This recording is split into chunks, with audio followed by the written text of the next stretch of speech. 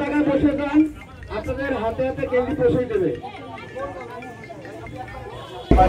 আপনাদের এই গীত উনি আমাদের এখানে এই আয়োজনে আমাদেরকে আর্থিক সহযোগিতা উনি করেছেন।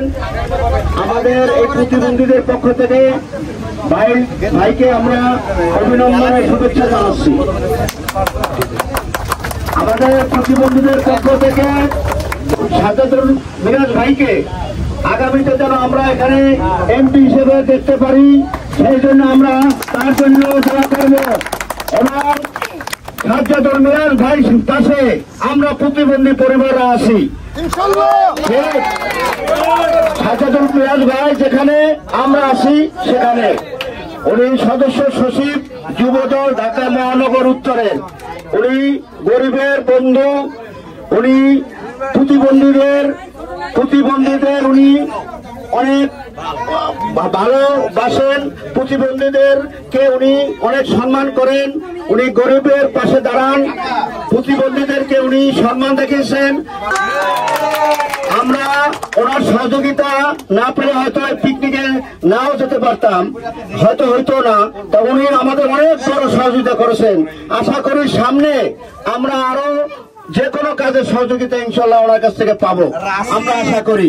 আপনারা প্রতিবন্ধীরা যারা আছেন এই অত্র এলাকার শাহালি থানা, দারুসালাম থানা, রূপনগর মিলে আমরা এখানে প্রায় 3000 পরিবার প্রতিবন্ধী পরিবার আছি।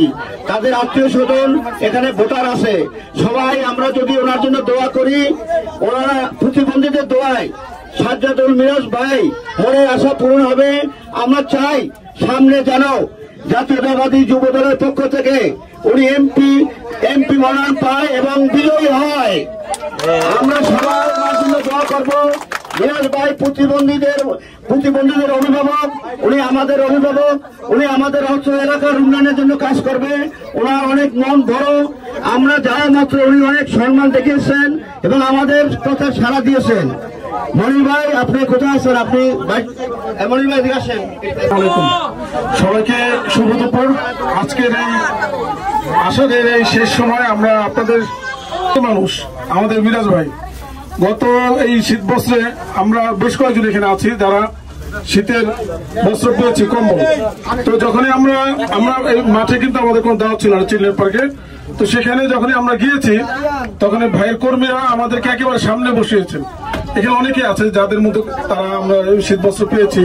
মিজানুর রহমান আছে, জুবাইদা আছে, আরো অনেকে আছে। তো ভাইয়ের কাছে যখনই আমরা ওনার কর্মীরা যখন আমাদের দেখেছে তখনই বলেছে যে প্রতিবন্ধী ব্যক্তিরা সবার আগে আসবে। এবং আমাদের কিন্তু কোনো টোকেন ছিল না, টোকেন ছাড়াই কিন্তু ওনারা আমাদেরকে শীত বস্ত্র বিতরণ করেছেন। প্রথমে ছিল 5 জন আমরা গিয়েছি, এরপরে উনি বলছে আরো যদি থাকে আরো নিয়ে আসো। তো সেখান থেকে আমরা প্রায় 20-30 জনের মতো আমরা শীত বস্ত্র পেয়েছি শুধুমাত্র ভাইয়ের সহযোগিতায় এবং অনুগ্রহে। তো আগামী যে জাতীয় সংসদ নির্বাচন ঢাকা -14 আসনে আমরা ভাইকে দেখতে চাই আমাদের একজন কাছের মানুষ হিসেবে। আর এই ধরনের একজন কাছের মানুষ যদি আমাদের সবসময় থাকে তাহলে আমি বিশ্বাস করি আমাদের যে বিগত যারা এখানে ছিল একজন ভূমিদস্যু, যেটা আমরা সবাই জানি, তো সেই ভূমিদস্যুর কাছ থেকে কিন্তু আমরা কোনো সাড়া পাই না। আমি পাইনি। যতবারই আমরা গিয়েছি উনি বলছে কানার কি কারণে এসেছে, আল্লাহ মাফ করুক, মৃত্যুবরণ করেছে।